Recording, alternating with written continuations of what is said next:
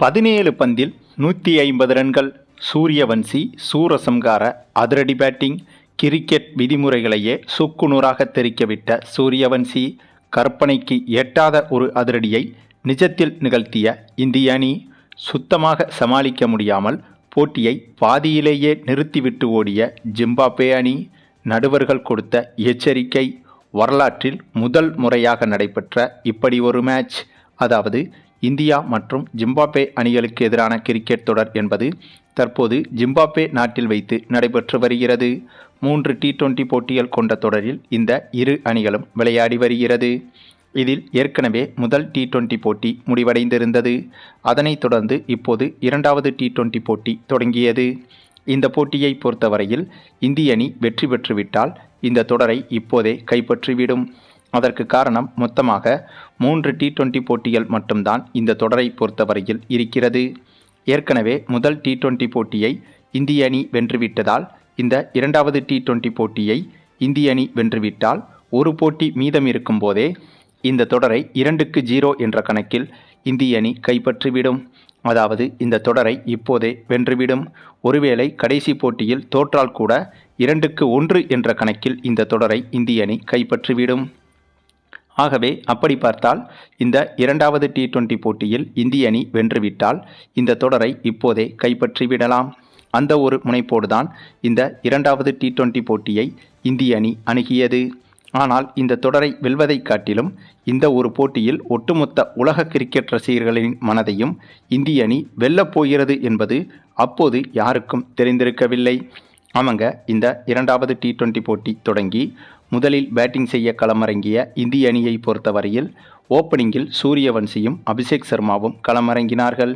இதில் சூரியவன்சியை தவிர மற்ற பேட்ஸ்மேன்கள் பற்றி இந்த போட்டியில் பேச முடியாத அளவுக்கு மிகப்பெரிய அசாதாரண சம்பவம் ஒன்றை சூரியவன்சி செய்திருந்தார். இப்படி ஒரு பேட்டிங்கை ஒரு பேட்ஸ்மேன் வெளிப்படுத்த முடியுமா என்று அந்த கடவுளே ஆச்சரியப்படும் அளவுக்கு அப்படி ஒரு அசாதாரணமான அதிரடியை இந்த போட்டியில் சூரியவன்சி வெளிக்காட்டினார். இந்த போட்டியில் சூரியவன்சி மட்டுமே தனி ஆளாக 181 ரன்கள் வரை எடுத்திருந்தார்.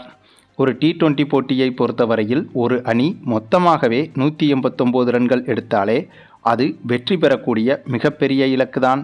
ஆனால் இந்த போட்டியில் தனி நபராக சூரியவன்சி மட்டுமே 181 ரன்கள் வரை எடுத்து கிரிக்கெட் வரலாற்றில் அழிக்க முடியாத சாதனையை பதிவு செய்திருந்தார்.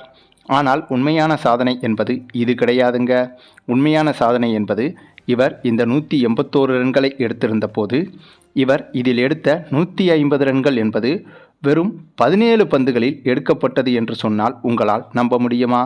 அதாவது 17 பந்துகளில் 17 சிக்சர்கள் அடித்தாலும் கூட 102 ரன்கள் மட்டும்தான் வரும். அப்படி இருக்கும்போது சூரியவன்சி எப்படி 150 ரன்கள் வரை எடுத்தார் என்று கேட்டால் அங்கேதாங்க சூரியவன்சியின் அதிரடி இந்த ஒட்டுமொத்த உலகத்தையும் பதற வைத்தது. ஏனென்றால் இந்த போட்டியில் சூரியவன்சி மொத்தமாக எதிர்கொண்ட பந்துகளின் எண்ணிக்கை 42 பந்துகளாகும். இதில் 21 சிக்சர்கள் 8 பவுண்டரிகள் என பெரிய ஷாட்டுகளாக மட்டுமே சூரியவன்சி அடித்திருந்தார். அப்படியாக இவர் பேட்டிங் செய்ய களமிறங்கி ஆரம்பத்திலிருந்து அதிரடியாக பெரிய ஷாட்டுகள் மட்டுமே அடித்து கொண்டு வரும்போது ஜிம்பாப்வே அணியின் பவுலர்கள் ஒரு கட்டத்தில் குழம்பிவிட்டனர். அதன் காரணமாக ஒவ்வொரு ஓவரிலும் எக்ஸ்ட்ராஸ் பந்துகளை வீச தொடங்கினார்கள். அதிலும் குறிப்பாக இந்த போட்டியின் 7வது ஓவரில் ஜிம்பாப்வே பவுலர் ஒருவர் 4 நோபால்கள் 1 ஒய்டு பால் என மொத்தமாக 5 எக்ஸ்ட்ராஸ்களை வீசியிருந்தார். இவர் மட்டுமே இல்லாமல் இந்த போட்டியில் பந்து வீசிய 7 ஜிம்பாப்வே பவுலர்களில் 6 பவுலர்கள் குறைந்தபட்சம் 2 எக்ஸ்ட்ராஸ் பந்துகளையாவது வீசியிருந்தனர். அதுதான் இந்த போட்டியின் மிகப்பெரிய திருப்பு முனையாக அமைந்தது. அதிலும் நோபால்கள் மட்டுமின்றி ஒய்டு பந்துகள், அதனைத் தொடர்ந்து ஒய்டு பந்துகளில் பின்பக்கமாக பவுண்டரி செல்வது என எக்ஸ்ட்ரா ரன்கள் என்பது வாரி வழங்கப்பட்டது. அது மட்டுமே இல்லாமல் இதில் இன்னும் ஆச்சரியமான ஒரு அதிசயம் என்னவென்றால் இந்த போட்டியில் சரியாக 8வது ஓவரின் 4வது பந்தை ஜிம்பாப்வே பவுலர் வீசும்போது அந்த பந்து டெட் பாலாக வீசப்பட்டது. அந்த பந்தையும் சூரியவன்சி அசால்ட்டாக நடந்து வந்து சிக்ஸரை நோக்கி பறக்கவிட்டார். ஆகவே இப்படியாக எக்ஸ்ட்ராஸாக போடப்பட்ட பந்துகளையும் சிக்சர்கள் பவுண்டரிகள் என விளாசி கிட்டத்தட்ட வெறும் 17 பந்துகளிலேயே 150 ரன்களை தொட்டுவிட்டார் சூரியவன்சி. இப்படி ஒரு விஷயத்தை கேட்பதற்கே நம்ப முடியாத விஷயமாக இருந்தாலும் உண்மையிலேயே நிஜத்தில் நிகழ்த்தி காட்டியவர்தான் சூரியவன்சி. மேலும் எதிரே விளையாடுவது ஜிம்பாப்வே போன்ற ஒரு அனுபவமில்லாத அணி என்பதால் இந்த ஒரு சாதனை என்பது சூரியவன்சிக்கு இன்னும் எளிதாக செய்ய முடிந்தது. அதுவும் இந்த போட்டியின் இடையிடையே போட்டியை அவ்வப்போது நிறுத்தி 2 ஓவருக்கு ஒரு முறை பந்தையும் அடிக்கடி சோதனை செய்து பார்த்தனர் ஜிம்பாப்வே பவுலர்கள். அதே சமயம் நடுவரிடமும் பந்து சரியாக இருக்கிறதா என்று அடிக்கடி கேட்டு வந்தனர். அந்தளவுக்கு இந்திய அணியின் அதிரடி என்பது கற்பனையை மிஞ்சும் அளவுக்கு இந்த போட்டியில் இருந்தது. ஒரு கட்டத்தில் நடுவர்களே இந்த போட்டியை நிறுத்திவிட்டு பந்தை நன்கு ஆராய்ந்து பார்த்த சம்பவம் இன்னும் பலருக்கும் ஆச்சரியமாக இருந்தது. நடுவர்கள் சோதித்து பார்த்த பிறகு ஜிம்பாப்வே பவுலர்கள் தொடர்ச்சியாக போட்டியை தாமதப்படுத்தும் நோக்கத்தில் எந்த ஒரு செயலையும் செய்ய முடியவில்லை. இதனால் இந்திய அணியின் அதிரடி என்பது இன்னும் அதிகமாகத்தான் சென்றது. அதே சமயம் சூரியவன்சி மட்டுமே ஒருபுறம் இந்தளவுக்கு அதிரடியாக விளையாட, மற்ற பெரும்பாலான பேட்ஸ்மேன்கள் சூரியவன்சி அதிரடியாக விளையாட வேண்டும் என்று அதிகமாக சிங்கிள் ரன் எடுத்து கொடுத்து மட்டுமே விளையாடி வந்தனர். பின்னர் ஒரு கட்டத்தில் 20 ஓவர்கள் முடிவில் இந்திய அணி 317 ரன்கள் வரை இந்த போட்டியில் எடுத்துவிட்டது. ஒருவேளை சூரியவன்சியை தவிர்த்து மற்ற பேட்ஸ்மேன்களும் இந்த போட்டியில் அதிரடியாக விளையாடியிருந்தால் இந்த இலக்கு என்பது இன்னும் அதிகமாகியிருக்கலாம். ஆனாலும் சூரியவன்சியின் அதிரடி என்பது விஸ்வரூபமாக இருந்ததால் மற்ற பேட்ஸ்மேன்கள் இந்த போட்டியில் சூரியவன்சிக்காக விட்டு கொடுத்து விளையாடினார்கள் என்றுதான் சொல்ல வேண்டும்.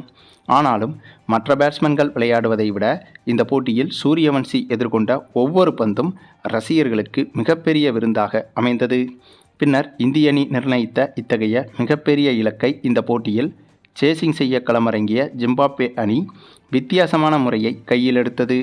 ஏனென்றால் இது ஒரு வார்ம் அப் மேட்ச் என்பதால் இந்த போட்டியில் கிட்டத்தட்ட 11 பேரையுமே பேட்ஸ்மேன்களை மட்டுமே களமிறக்கியது ஜிம்பாப்வே அணி. பொதுவாக இதுபோன்ற வார்ம் அப் மேட்ச்களில் ஒரு அணியில் ஸ்குவாடில் இருக்கும் அனைத்து வீரர்களையும் பயன்படுத்தலாம்.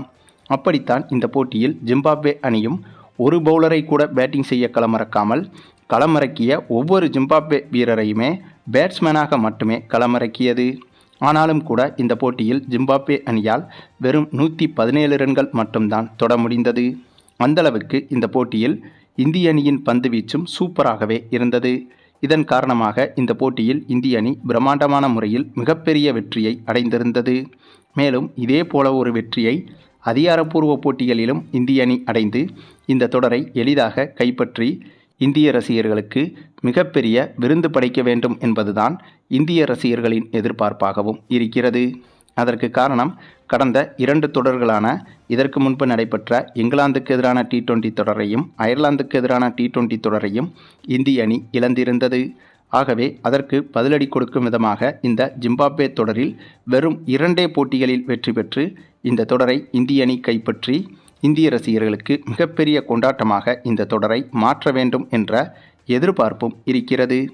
சரி, நீங்கள் சொல்லுங்கள், நம்முடைய சூரியவன்சியின் இந்த ஒரு நம்ப முடியாத ருத்ரதாண்டவ அதிரடி ஆட்டத்தை பற்றியும் மேலும் இந்திய அணியின் இந்த ஒரு அசாதாரணமான வெற்றியை பற்றியும் உங்களுடைய கருத்துக்களையும் கமெண்டில் தெரிவிங்க. மேலும் இந்த வீடியோ பிடிச்சிருந்தா லைக் பண்ணுங்கள், மற்ற அனைவருக்கும் ஷேர் பண்ணுங்கள், மறக்காமல் நம்ம சேனலை சப்ஸ்கிரைப் பண்ணுங்கள்.